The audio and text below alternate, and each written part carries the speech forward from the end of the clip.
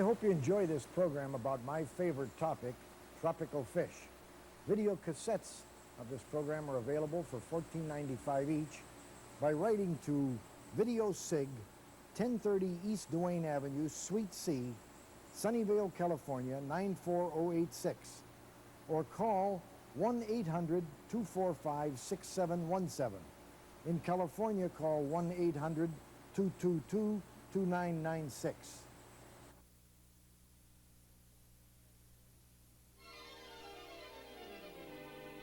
Look at the pretty blue ones. Hey, Mom, the fish have babies! Paul, what's this new fish? Well, look at the extensive development of the barbels, the whiskers there. It's obviously a pimmolated cat of some kind.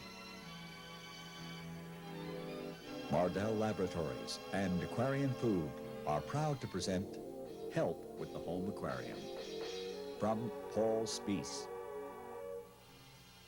the Aquatic Maestro.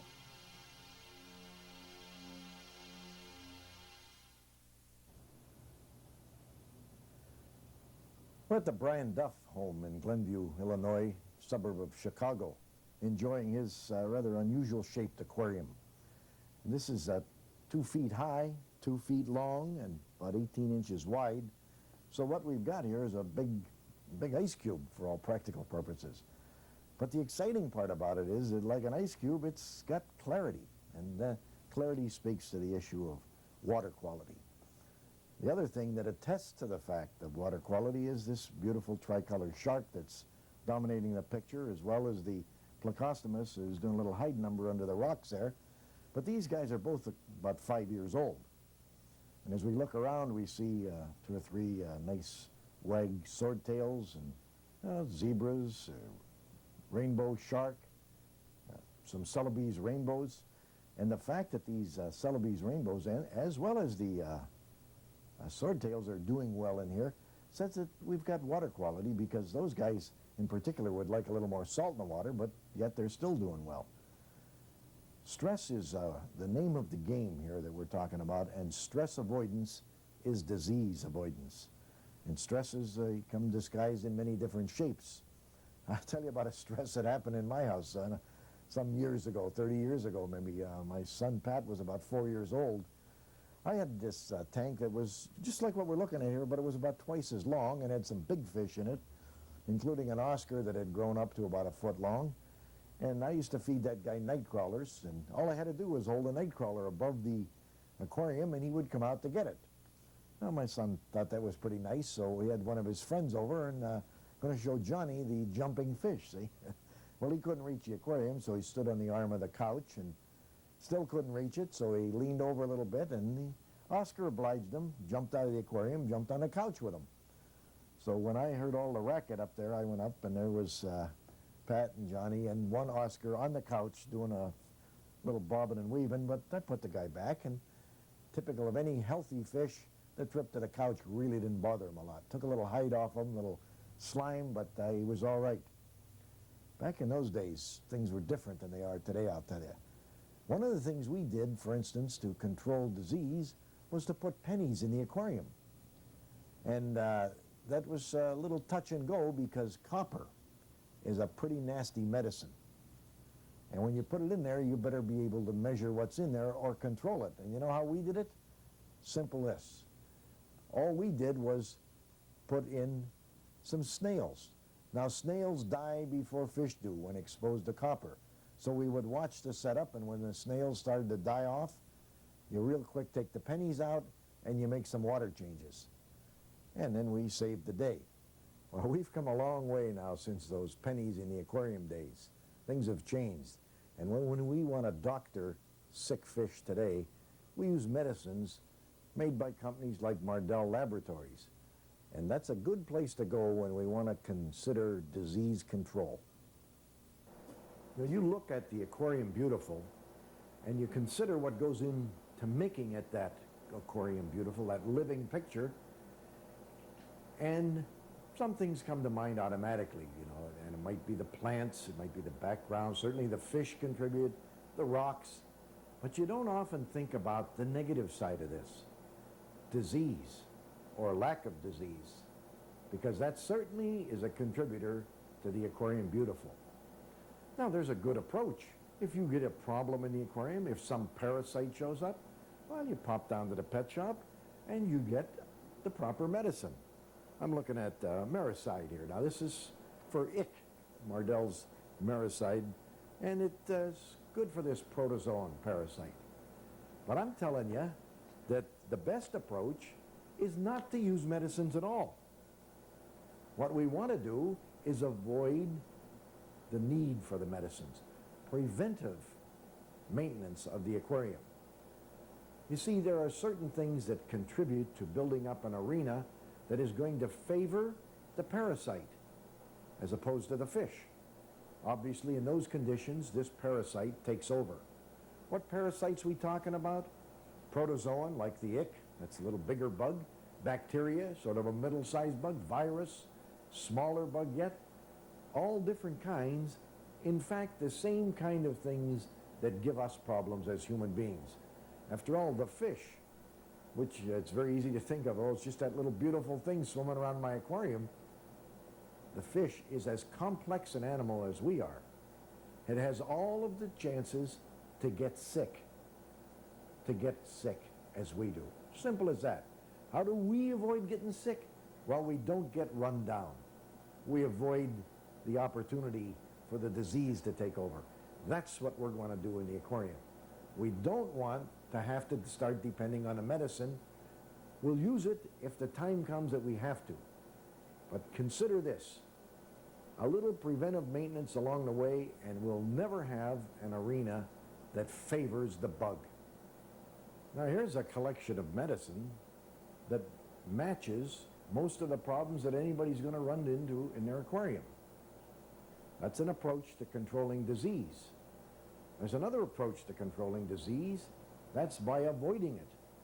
How do we avoid it? We minimize stress. Now, what does stress mean with regard to the aquarium? Well, you know what it means in our lifestyle, and it isn't any different.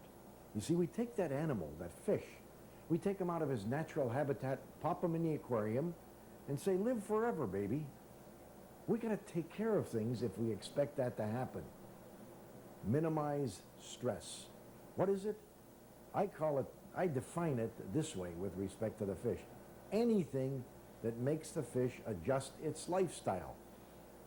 Think of the animal as having evolved for the last 100,000 years doing these things, whatever they are, and now we put it in the aquarium, and because of low oxygen, low pH, whatever, something out of whack, the fish has to make some changes on a prolonged basis that it has never had to make before.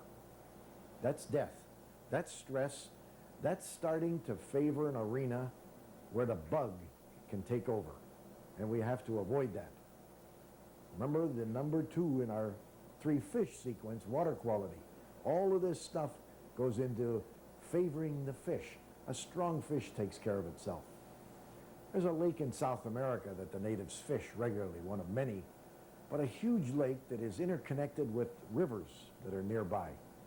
And the water is very deep in there, and there it's tangled roots and trees, and in short, it's not a very good place to fish, but it provides an awful lot of the gems that we keep in our aquarium, so the natives fish it regularly, aggressively, and they work hard to do it. Then they catch the fish and take them 50 miles to the holding compound where they're flown up and they end up in our aquariums. Hey, wait around a while, maybe 6 months. At the end of 6 months, the rain is long since vanished. The water is only 2 feet deep. The rivers are not connected to the lake anymore. You can walk in there and pick the fish up with your bare hands almost, and yet the natives don't even go near them. Why? We have a big, old, dying aquarium this lake has become. No water changes anymore, you notice that? And in the process, the fish are so badly stressed that it's no use catching them because you can't get them to the holding compound. They die on the way. See, this is a problem that we have to face. You can create these conditions at home. I have done that on an experimental basis. I set up 2 15-gallon aquariums down in my basement, side by side. And the one I took care of in the prescribed fashion. Water changes, keep that gravel clean, all that stuff.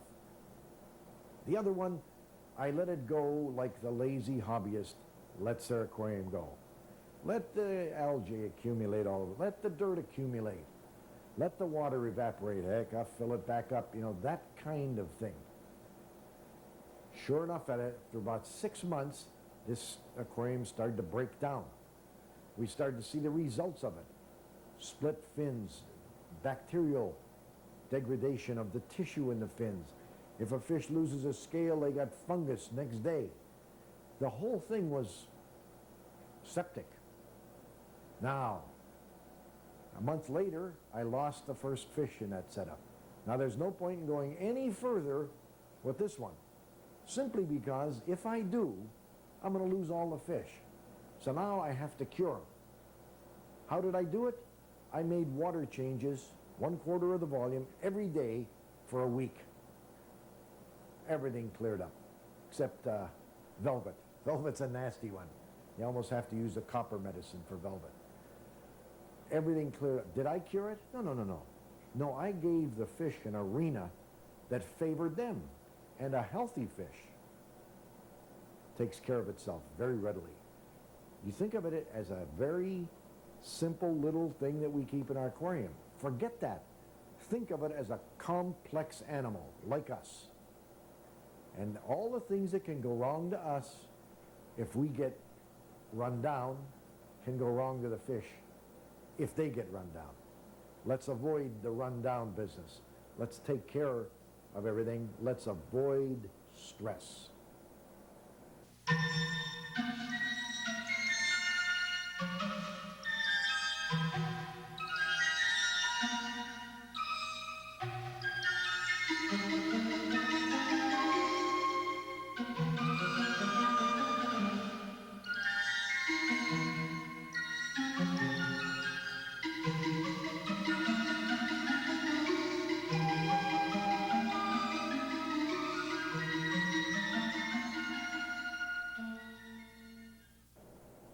And this is a Jack Dempsey. If you haven't been in the hobby before, this guy's name is Jack Dempsey. He's meaner than a junkyard dog. His other name is Cyclosoma octafasciatum. That last one says 8 stripes, 8 bars. Count them up, he's got them. Regardless, this is a neat fish. It's okay with other fish its size, and it's a tough fish, like every other fish is. They're tough animals. I had one of these Jack Dempseys, and when I was moving from one house to another, I carted this guy in a goldfish bowl. Now, I'm not sure how all that happened, but here he's coming into the new house in a goldfish bowl. Somebody's carrying him. And they stick him on a shelf out in the back porch. And the next load that came in included some big, wide thing, I don't even know what it was anymore, that we weren't going to need for a while. Hey, put that there. Cover up the Jack Dempsey. Forget about the Jack Dempsey, which we did. Now, a month goes by, 6 weeks, I really don't know how long, but the fall of the year, we're getting some cool nights and that, and we might never have thought of Jack Dempsey again, except we heard him back there. And at this point in time, the water had evaporated down to a 1/2 inch or 3/4 of an inch, and this big guy's flopping around in there. That's what got our attention. Was he in trouble? No, no, no, no. See, he hadn't been fed for a long time, so the water was not getting polluted, if you will, by waste material. He was staying wet. It's a tough fish. He was doing fine. We released him in an aquarium. He probably thought it was wonderful, you know. Fish are tough animals, complex animals. Give them half a chance with good water quality, and they literally will live forever. I used to, oh, come on, Polly. You know, I got them tipping over here. I'm telling you, you haven't done your homework. It's as simple as that. And the homework is simply take care of P's and Q's, prevent this stuff from happening by maintaining good water quality and avoiding stress. That equals healthy fish and no disease. There are some relationships in the aquarium that we want to take a look at. One such is the relationship between animals that favors both of them. That is, it's beneficial to both of them. Symbiosis. Now we see that with the algae and invertebrates. We see it with the clownfish in the anemone. And you can see that wriggling around. Think about this anemone being a fish eater. And here's this guy lives in there with him. Second arrangement is called commensalism. And that's one that favors one of the parties but does not hurt the other one. Doesn't benefit it, but it doesn't hurt it. Now, one we want to look at today is the parasite relationship. Now, this is one that favors one of the parties at the expense of the other. And of course, when the parasite takes over, then that's going to be at the expense of the fish. Now, there are a lot of different parasites involved here. I mean, there are literally thousands of them, but there are some categories that we can take a look at. First of all, there are some gross parasites that we're going to see. For instance, lice. Fish lice is, eighth of an inch in diameter almost. If you have one, and you rarely see these, anchor worm, it sticks out the side of the fish.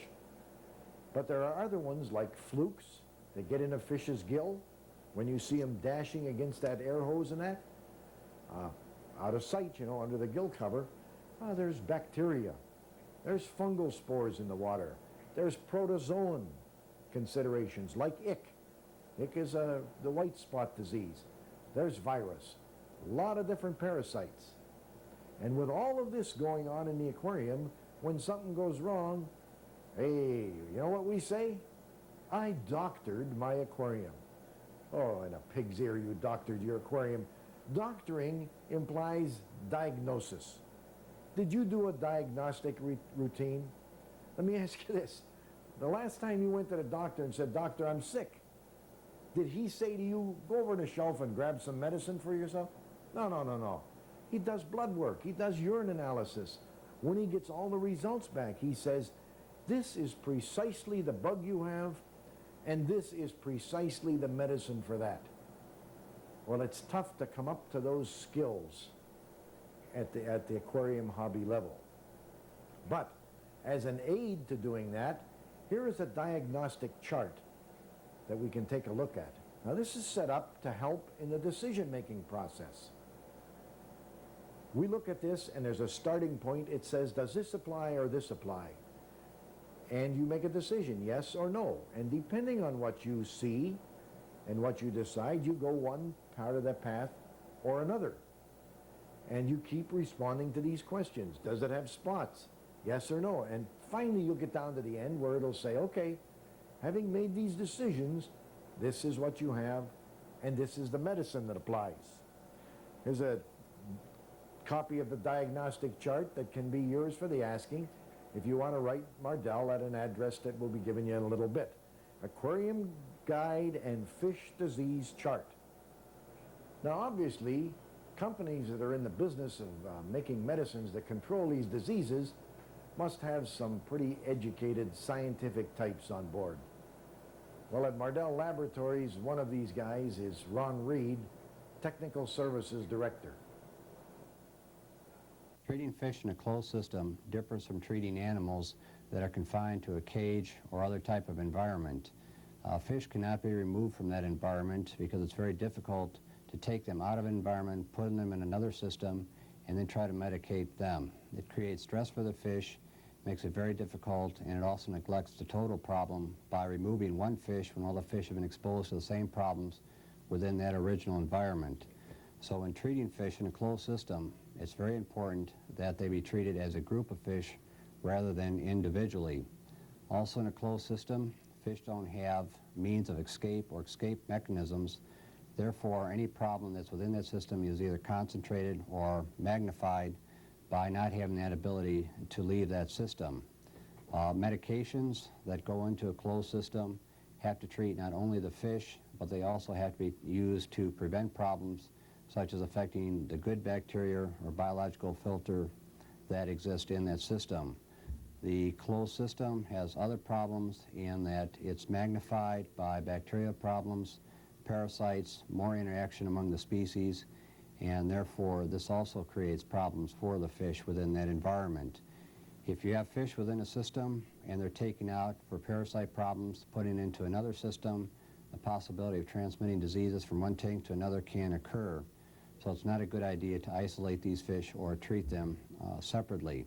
By treating one group of fish, you may correct the problem in that group, but you're also exposing the fish to medications and chemicals within that system, and therefore that has to be taken into consideration, and the products have to be safe for all different types of fish.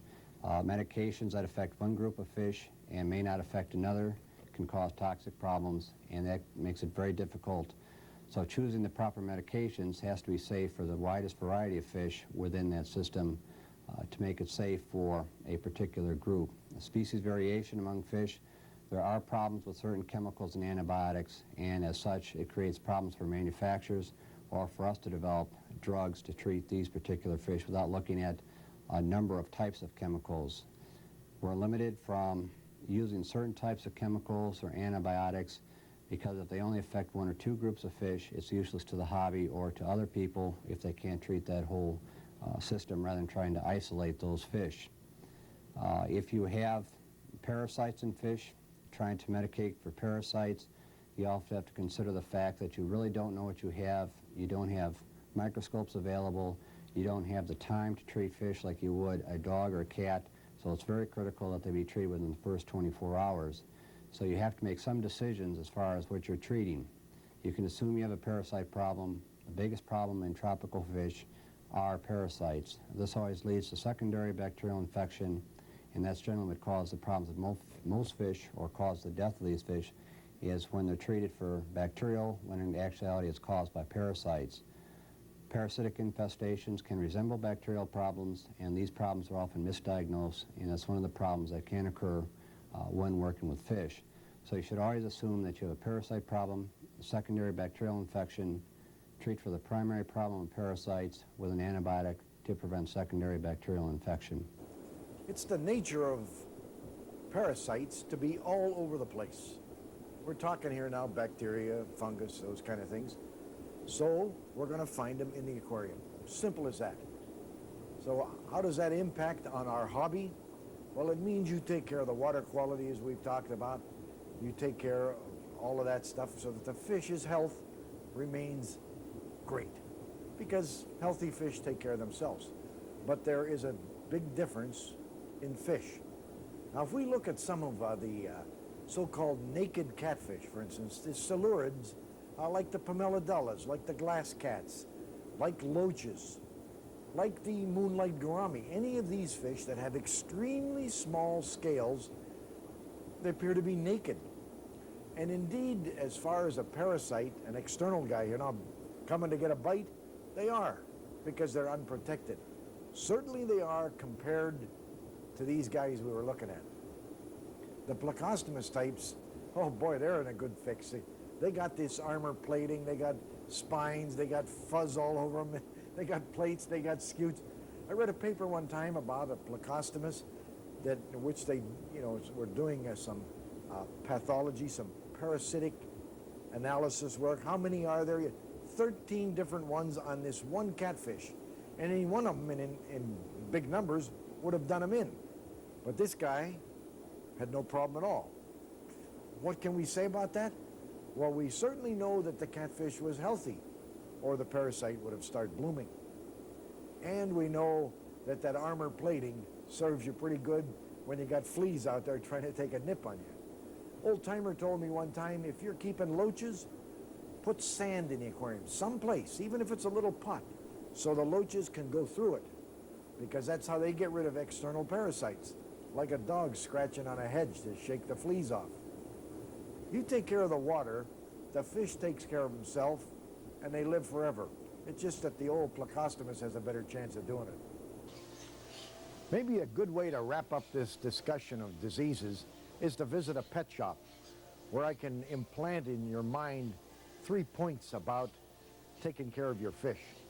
We're at the Pet Stop at Villa Park, Illinois, a suburb of Chicago. As you can hear all the racket going on around, I want you to think about these points. Number one, water quality as a way to avoid problems with your fish. Simply because water quality equals healthy fish equals control of disease. The healthy fish easily takes care of itself. Number two, a little pursuit of knowledge so that we better understand which medicine applies to which of these bugs that are going to show up. So that we understand that you don't put in 2 drops per gallon when the dosage is 1 drop per gallon. And finally, a thought about get ready. I tell you this, disease always shows up late Saturday night. A little tongue-in-cheek there, but what it means is this: be prepared. Next time you go to the pet shop, spend as much time at the medicine rack as you do looking at all those beautiful fish. Decide what you ought to have at home just in case.